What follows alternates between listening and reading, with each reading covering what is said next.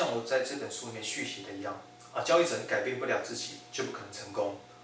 简化操作方法，做对续报，做错砍单，让手中不要持有亏损的部位，就是这本新书零亏损的主轴。没有错啦，交易者一直欠缺的，真的不是什么所学不足也不是什么技术方法，而是能够确体执行的东西实在太少。希望本书可以给一些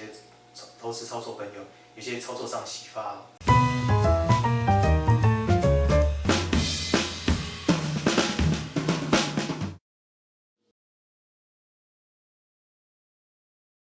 其实我最原本的书名是想说一定输，因为前一本一定赢嘛，然后平衡报道一下，哪些方式可能投资的错误、一些观念、一些策略会让你变成输的样子嘛。但是马上就被我们的编辑制止，他说那个用个一定输，那谁会买？其实是所谓副标名副标名本来想说用说，逃离股市的最后几堂真心话，让投资人去检视自己。因为即使你学了再多的方法，但是如果没有把自己的一些纪律逻辑遵守得很好的话，那无论你用哪些方法，可能还是得到一个挫败的一个结果了。然后加上我是觉得我在写作过程中，突然的时候就灵光一闪，那我觉得说，既然我分享的是简化操作方法，然后你做对续报，做错砍单，让手中永远不要有亏损的部位，那不就是让持有的亏损部位等于零吗？所以想说，就用这个零亏损来简洁有力这3个字当做我的书名这样子。为什么在整个操作都操作不好？答案绝对不是单单出现在欠缺技术分析方法上头了，反而是有许多的操作方法彼此间造成混乱冲突，所以他没办法，交易者没办法从一而终的遵循，以及最大失败主义，就是交易者本身还没有调整到适合这个金融市场，换句话说，只要交易者他的内部的心理素质跟纪律没有调整上轨道，你无论是看多少本投资的书籍，再参加多少的课程讲座，你一定都是这样事倍功半。OK， 投资人真的不要好高骛远，去想太多。操作不好，现在赶快去学更高明的什么技术分析啊。其实首先要先确实锻炼好执行力的部分，尤其是处理亏损的部位，是停损的部分。更何况你连第一关的停损都做不好，你连这个按纪律出场的执行都没办法确实完成，你后面更能谈到什么加码这样的那些进阶操作。其实我是领悟到乱则必败的一个简化道理。简单才能提高胜算，克服操作的犹豫不决，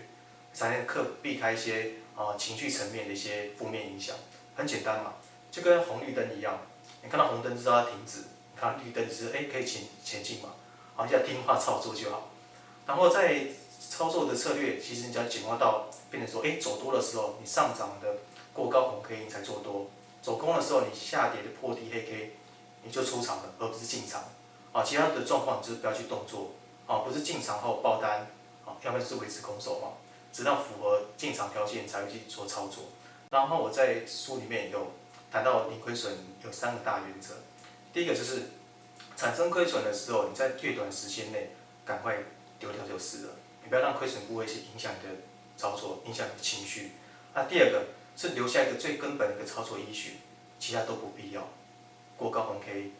你就进场，破低下跌的黑 K 你就出场。按照这个操作的依据。再第3个是不要在意，真的不要在意损益的结果。OK， 只要注意你的交易原则的彻底执行就好。因为如果你在意损益结果，OK， 你最后你操作就乱掉了，一定会乱掉。OK， 就会变得混乱。然后里面其实书里面还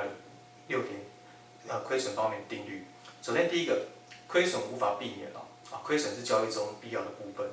所以我不会说，这个操作一定胜率要很高，没有。胜率高跟报酬率高是2回事。再来第二个是，当留有亏损部位的时候，容易继续亏损，这是经验法则，也符合吸引力法则。你可以回去看你的亏损部位，你通常亏损的放着不管，之后真的都是继续亏损，很少会翻身的。再来第3个是，亏损会引发负面情绪，负面情绪会干扰操作，所以你看你个人的一些情绪面，有些波动埋怨为什么是这样啊？一些焦虑、一些抱怨、一些恐惧，完全都是负面的，这些一定都会影响到你本身操作者的交易。OK， 再来第4个是最原始的停损，如果你没有去执行的话，通常往后的实际亏损会更大，这也是经验法则。所以一开始没有停损，想说再凹一下，再盯一下，有没有？之后大概结果都是不太好的。它是第5个，减少交易的操作频率，事实上就减少无形的亏损。事实上这是减少你的交易成本啊。如果你每天冲来冲去，每天冲来冲去，最后光手续费跟税金就拖垮你了。再来最后一个是，如果你的操作方向正确，你的停损、你的亏损根本就不会来啊，因为你开始做对了嘛。当你做多的时候，它走多啊，它根本不会等一下达到你的停损嘛。所以你亏损的是6大定律，另外还有9项的做法啦。那在书里面就是大家去回头看就好了，就不多解释。其实要去除交易者本身对交易的一些执着性哦。首先第一个就是断绝无谓的盘势预测，因为你如果对盘势有一些成见、有一些预测、有些想法之后，你就很容易对号入座，看图说故事，就是错了你不愿意停损，因为觉得你是对的，预测是对的，或者说看别人专家觉得是对的。再第二个是舍去多余的技术分析，因为如果技术分析你懂很多的话，你会怎样？会彼此冲突，你不知道依循哪一个，好像这一招有用，又当那一招有用，所以你要简化成只有一个单一的主轴，你要舍去多余的技术分析。再第三个是要脱离对于损益的执着。如果你对亏损部位觉得舍不得停损啊，或者说有些对于部位有些执着、有些悬念的话，我觉得那是会影响操作的，你就没办法具体做一个执行。然后一些细部的调整方法，我觉得大家回头拿到书再去研读里面内容就可以了。好，记住，大部分的交易者欠缺的都是什么？纪律的锻炼，而不是操作方法。所以当你聚焦错误的时候，你就会发现你永远没办法得到真正的改变。所以回头去看说，你究竟买多少教你什么股市致富的书籍啊，或者说多少小钱赚到多少大钱的一些股市书籍，你究竟改变了没有？你回头想想看这个问题。我想有些答案不言而喻了，所以你的重点应该放在自己的改造，而不是对外寻求一些技术方法。其实我有我的用意啦，因为我如果没有记错，应该只有放5张的走势图，非常的精简。那因为我本来就不喜欢看图说故事，有兴趣的读者都可以在电脑中就是把走势图，你想要的不管是个股还是大盘，自己交出来看啦。如果按照我的逻辑，上涨的过高红 K 你去做多，下跌的破低黑 K 你就出场，或者是不是进场，然后这样长期下来的报酬率会是怎么样？想自己可以做个验证。虽然胜率可能不见得很高，但是如果是掌握到行情，有时候你比如说这么赚一波嘛，